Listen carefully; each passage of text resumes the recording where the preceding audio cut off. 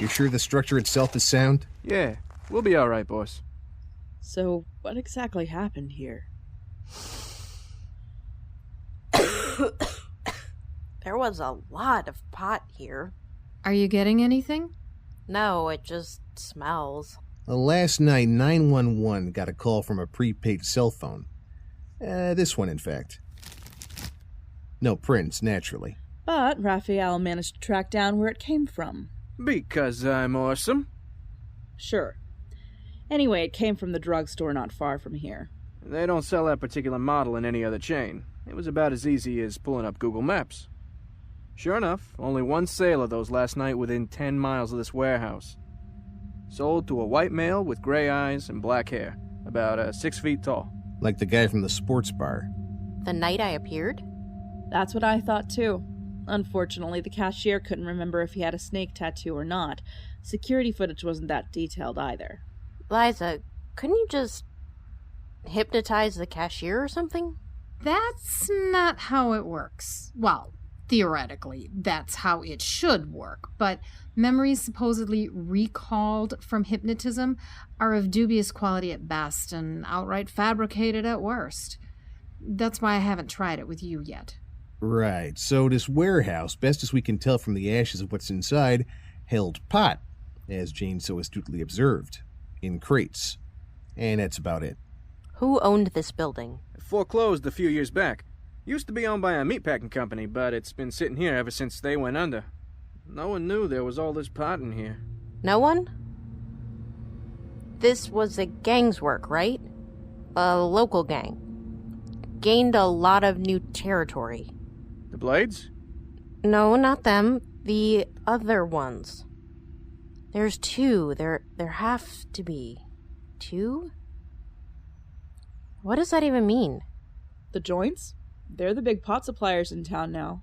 Yes, that's definitely right. This warehouse belonged to the joints. We'll get our guys to double check. You, getting anything else? No. Something just feels wrong, though. How do you mean wrong? I don't know. Just, it feels off. Off. Okay. Let's pack it up then. You all go home and get ready for tonight. That's tonight, isn't it? Don't tell me you forgot. So maybe I did. It's all good. I still got my tux. Still look suave in it, I'm sure. Ugh. Go home.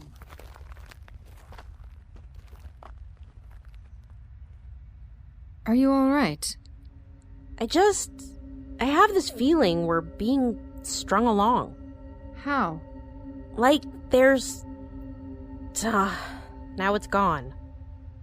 It'll come back when I'm not expecting it, though. This happens often? You've never mentioned it. It's every once in a while. Look, maybe I'm just being paranoid. We need to talk about last night. What about it? Come on, let's talk as we head back to the car. Jane, I'm worried about you. You threatened to kill yourself. I know. Regardless, I want to get you to see a psychiatrist. Get some antidepressants. Basic stuff, nothing out of the ordinary. But I think it'll help. All right. Oh, we'll have to make the appointment tomorrow. There's no time today. I'm going to be keeping an eye on you tonight, okay? If you feel anything even remotely close to the way you felt last night, you let me know. Thank you, Liza. You're welcome. Now, let's go get ready.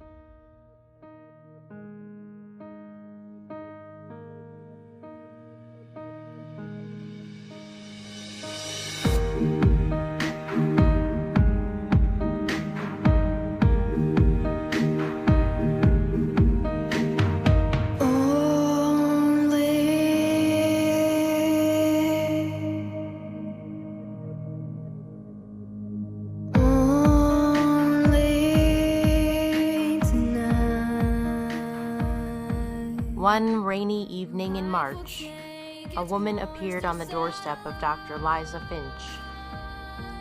She didn't know her own name. She didn't know where she came from. She didn't know where she was going. All she knew was that she could predict danger. Or at least that's how it appeared. That woman was me. My past, my future. All of it is nothing. Empty. A blank slate. Tabula Rasa. Season 1, Episode 6, Before the Second Course. And I know it will kill tonight.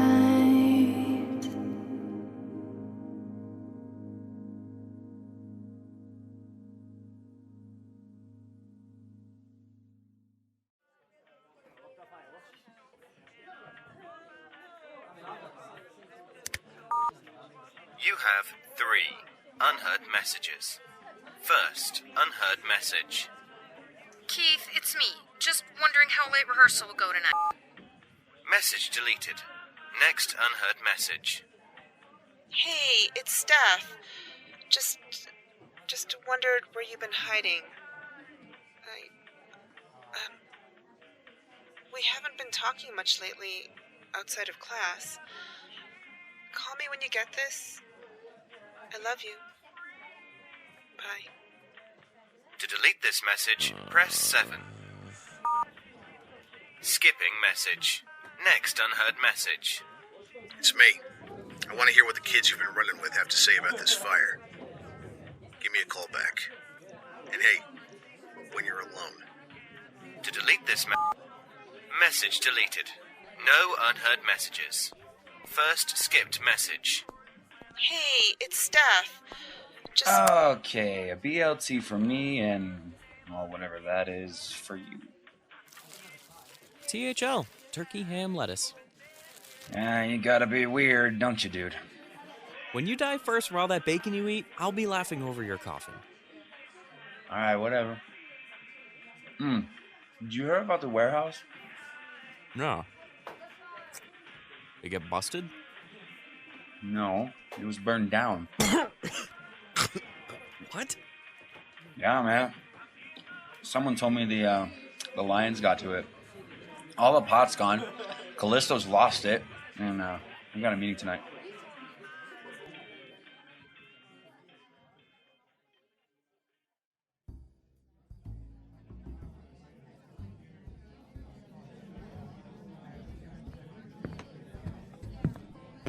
Lakeisha, there you are. Been looking for you. Nice table. Room enough for the team and right by the bar. Hey, Terry, how you doing? Sergeant Clark, it's good to see you again. I told you, call me Nathan. Been working with your wife way too long for you to be so formal. Of course. Nathan. Looking spiffy, boss. Where's your wife? Jamie's out visiting her mom in Boston. Says she's very sorry she couldn't make it. Me, I don't believe a word of it. I wouldn't be here myself. Hey, everybody! Somebody ring the bell for class, because I brought it. Hey. Lakeisha, you look dazzling. Terry, buddy, how you been? Doing all right, but the warehouse keeps me busy. People always need paint. Yes, well, one hopes. I'm not dead yet, Velasquez. I was just getting to you, boss. You, sir, look positively, dazzling as well. Evening, everybody. There you two are. Let me get that chair. Thank you. Of course. Let's all be seated, shall we? It looks like we'll be getting a speech soon. Agreed. 3 empty seats. Who are we missing? Well, Jamie couldn't make it. The other two, I don't know. Well, let's take a look. Oh, you gotta be kidding me. Ladies and gentlemen, I'd like to welcome you to our fundraising event this evening. As you all know, I'm Senator Richard Montague. And I'm very pleased to be here tonight with my honored guests from the organized crimes team of the Chicago Police Department. Let's give up again. I owe my life to these people. When I was attacked several weeks ago, it was this fine group of individuals who responded quickly and ably to help minimize casualties and assist the Department of Homeland Security. Assist? It was our investigation. What is this bull? Nathan! I'm pleased to announce the individual who perpetrated this disaster was apprehended. But there'll be time for more talk later. For now, I ask you please consider supporting our campaign as the event continues this evening, because a vote for Montague is a vote for the future. Can I get some mac with this cheese? Oh, and he's sitting here. Yep. Who's at the other seat? That, would be me. Hello, everyone. Jesse Cesare, as I'm sure you all know. Oh, except for... I'm sorry. You are... Terry Morris, Lakeisha's husband. Charmed. Ah, finally. So good to meet you all. I suppose I need no introduction, but I'd still love to meet all of you. Sergeant Nathan Clark. Good to meet you, Sergeant. And this is my team. This is Detective Lakeisha Morris and her husband Terry, Detective Rafael Velasquez, Dr. Liza Finch, and... Doctor? Of what exactly? Psychology. Ah, good.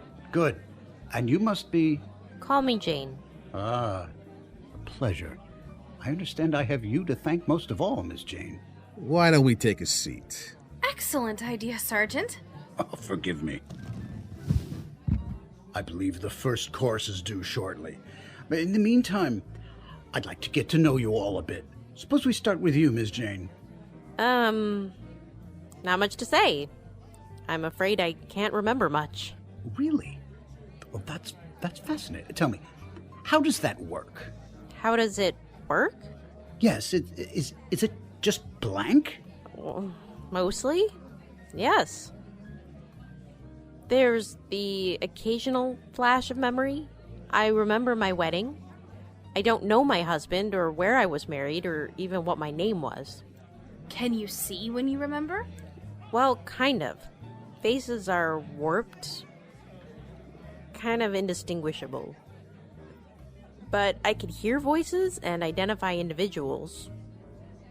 So far, it's been mainly my husband. Oh, that's truly awful. If there's anything I can do to help you... I'll remember that. Thank you. I'll think nothing of it. Now, please, tell me, this gift of yours... I think gift may be the wrong word. Ah, food. Excellent. Thank you. Wouldn't get too excited, boss. It's just salad. You're right. Salad. The decaf of the food world. Nathan. I mean, thank you for this. Oh, yes, thank you. Looks good. Thank you. Thanks. Ah, here we are. Thank Oh, you. it looks wonderful. Thank you. Now, you were talking about your ability. He never shuts up about it. He's fascinated. I can't help it. My grandmother, may she rest in peace, was a Romani. She always told stories about people with extra-normal abilities. And, well, Jane validates them. Well, I don't know about extra normal. Boss, she knows things that should be impossible to know. I think that qualifies. Well, it doesn't really work like that. It's a buzzing. It used to hurt, now it's just irritating. A buzzing inside my head, like I'm missing some crucial piece of information, and I know it all of a sudden. Fascinating. Indeed. Mayor Clowitz leads me to understand you've been a great deal of help to the Organized Crimes Division. I suppose. She's being modest. She's helped bring us to leads we never would have considered in a number of cold cases. Oh, absolutely. Our closure rate has gone through the roof. Thank you. I'm glad to hear it. Now, I haven't forgotten the rest of you. Detective Morris, tell me about yourself if you don't mind. Well, I'm a little bit boring. My daddy was a burglary detective back in the day. Caught the Red Roof Hopper, if you remember that. That was a big deal to me when I was 9. My daddy got to be on the news and was my biggest hero. You know, I remember that story. Makes me feel a little old. And you, Detective Velasquez? Well, I was raised in Columbus, Ohio, actually, but I found myself here in Chicago after I graduated college with a criminal justice degree. Now, you know, I get assigned to undercover narcotics work. Since I'm fluent in Spanish, my job is to infiltrate this gang called the Payasos. Clowns. Oh, this story again? Raphael, you tell this one all the time. It's a good story, come on! I haven't heard it yet. Neither have I. Please continue. All right. So, I've been in with the Payasos for a while, right? And so, me and these cartel guys, we're all headed out to this party, weed in hand.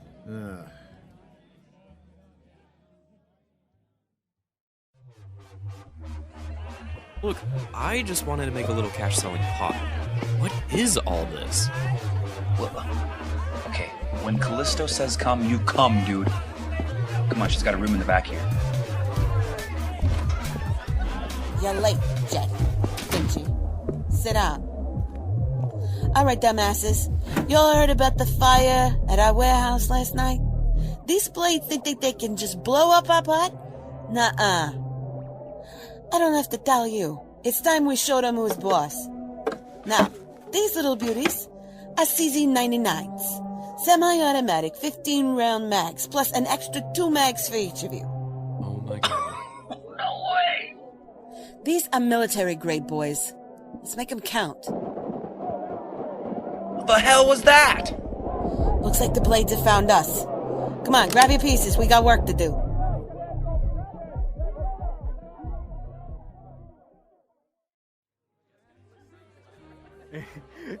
So then, she looks at me, and she goes, Raphael?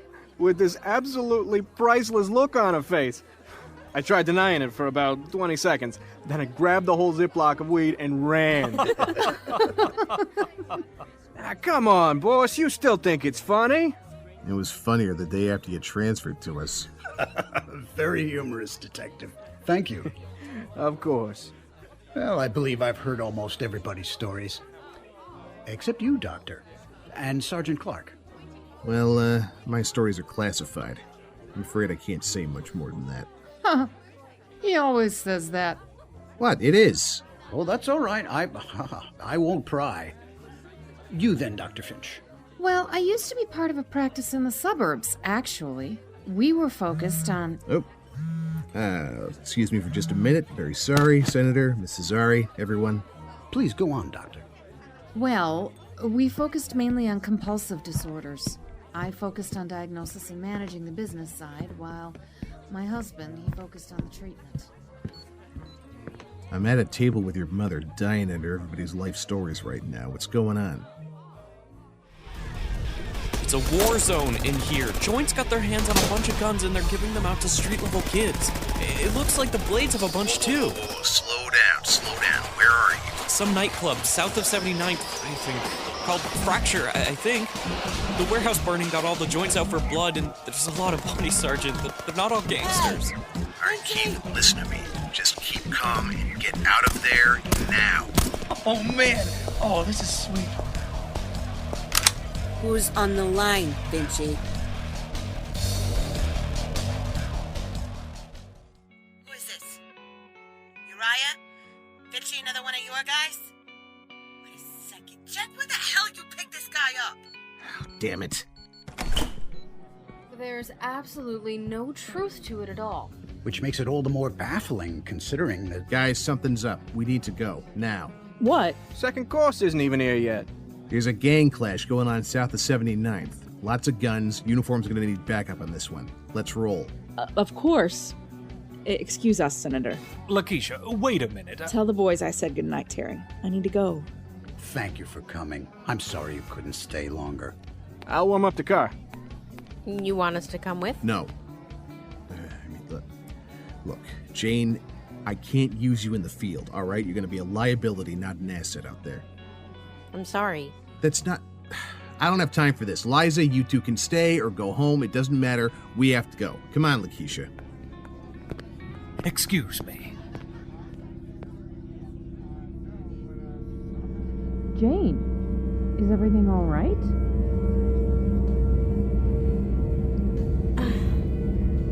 I'm... fine. You're sure? That's what was off this morning. It's been set up. What's been set up? The gangs. The Arachne shooting, the warehouse. The gangs have been set up. by the man with the snake tattoo? Maybe. I don't know enough about it. Oh boy, we need to get a hold of Clark. Come on. Excuse us, please. Of course. Good luck. Thank you.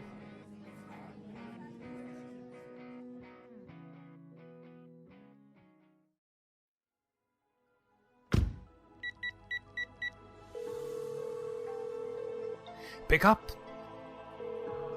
Pick up. Pick up the damn phone. This number is for emergencies only. You didn't tell me it was happening tonight. Watch your tone. If I wanted you involved, I would have called you. Gats and Callisto were taking care of it. Callisto? I have to go.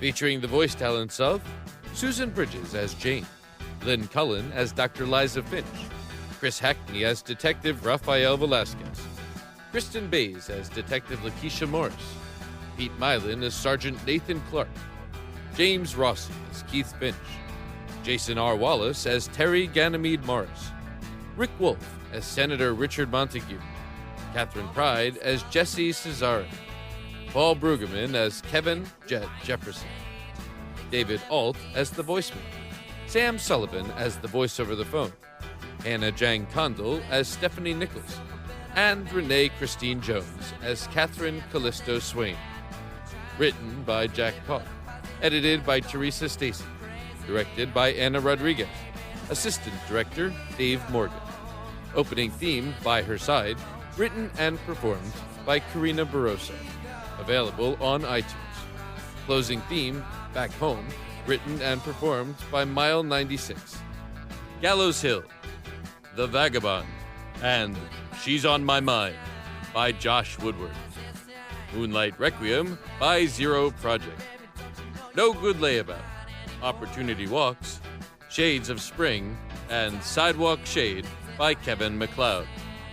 Chimera Deviation and Megacosm by Dano at danosongs.com. Produced by Pendant Productions. Tabula Rasa, created by Jack Koch. Copyright 2013, Pendant Productions. For more information, visit pendantaudio.com. Thanks for listening.